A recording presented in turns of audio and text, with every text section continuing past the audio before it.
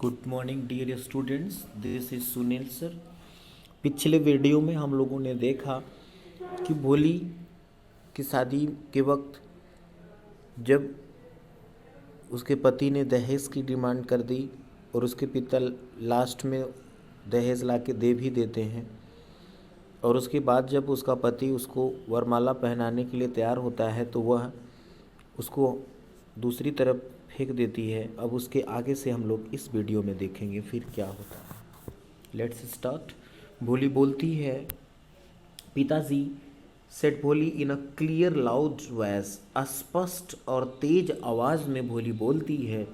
And her father, mother, sister, brother, relative, नात रिश्तेदार and neighbours, पास पड़ोसी वेयर स्टॉल टू हियर। भोली को तेज और स्पष्ट बोलते हुए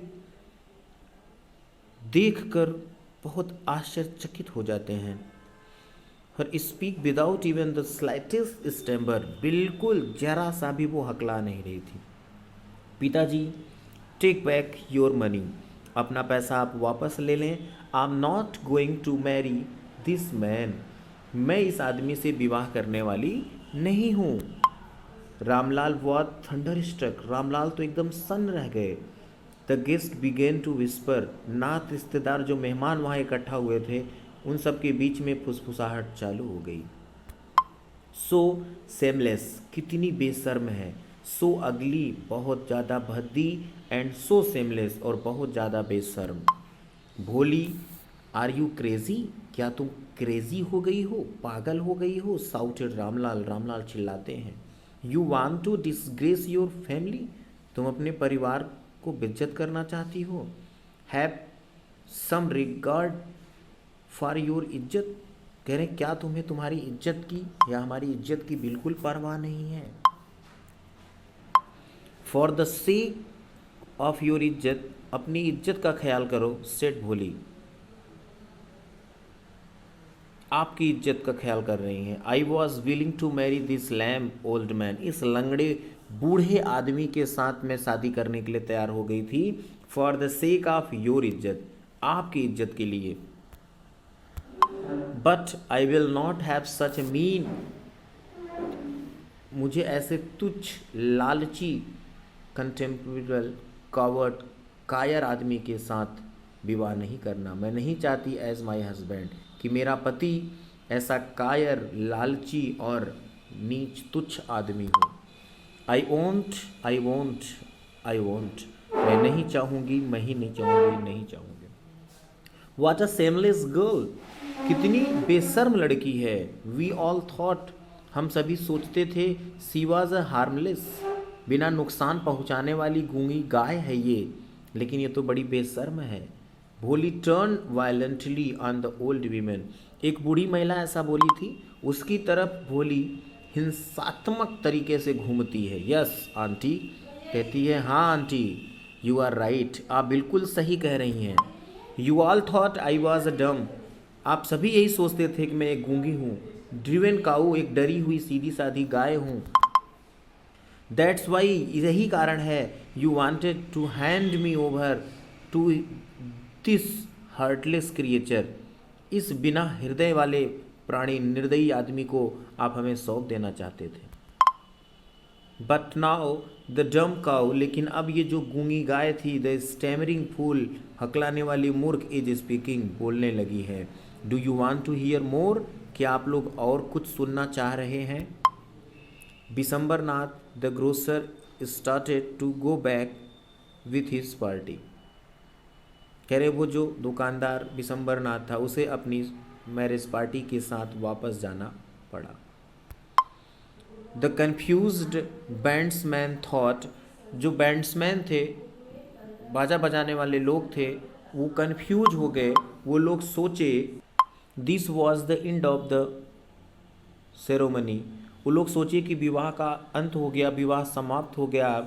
and struck up the closing song, और विवाह संपन्न होने वाला गाना बजाने लगे। Ramlal stood rooted to the ground. Ramlal एकदम जड़वत जमीन पे खड़ा रहा। हिज हेड बोर्ड, उसका सिर झुक गया था। With the weight of grief and same, दुख और शर्म से उसका सिर एकदम झुक गया था। The flames of a sacred fire, पवित्र आग की ज्वाला स्लोली डायड डाउन, धीरे धीरे बुझ गई। एवरीवन वाज गॉन, हर एक व्यक्ति, प्रत्येक व्यक्ति वहाँ से चले गए। रामलाल टर्न टू भोली, रामलाल भोली की तरफ देखे, घूमे एंड सेड, और बोले, बट वाट अबाउट यू, अब तुम्हारा क्या होगा? No one will ever marry you now, अब तो तुमसे कोई विवाह नहीं करेगा। What shall we do with you, हम तुम्हारा क्या करेंगे? And Sulekha said in a voice that was calm and steady, Sulekha एकदम शांत और अस्थाई आवाज़ में बोलती है, डोंट यू वरी पिताजी, आप चिंता ना करें पिताजी। इन योर ओल्ड एज, आपके बुढ़ापे में, I will serve you and mother, मैं आपकी और माँ की सेवा करूँगी। And I will teach in the same school, और मैं उसी स्कूल में पढ़ाऊँगी where I learn so much, जिस स्कूल में मैंने बहुत ज़्यादा सीखा है। इज़ंट दैट राइट मैम, क्या ये मैं सही कह रही हूँ मैम?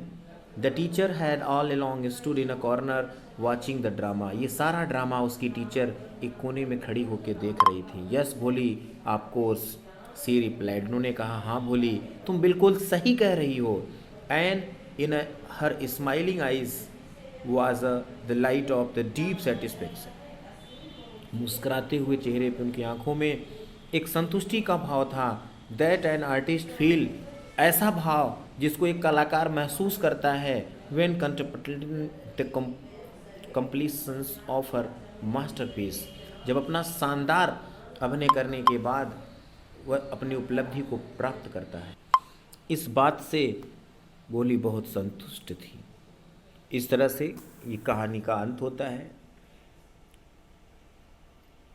अगले वीडियो में हम लोग इस चैप्टर की एक्सरसाइज क्वेश्चन आंसर 60 क्वेश्चंस के बारे में देखेंगे। एक बार आप बुक से पूरे चैप्टर को पुनः रिवीजन करिए। अगर आपको कोई कन्फ्यूज़न या दिक्कत होती है तो आप कमेंट करके ज़रूर पूछें, और एक बार क्वेश्चन आंसर को आप खुद से करने का प्रयास करें, और फिर मेरे द्वारा भी आपके क्वेश्चन आंसर सॉल्व किए जाएंगे। अगले वीडियो में हम लोग क्वेश्चन आंसर को ही देखेंगे। Thank you, that's all.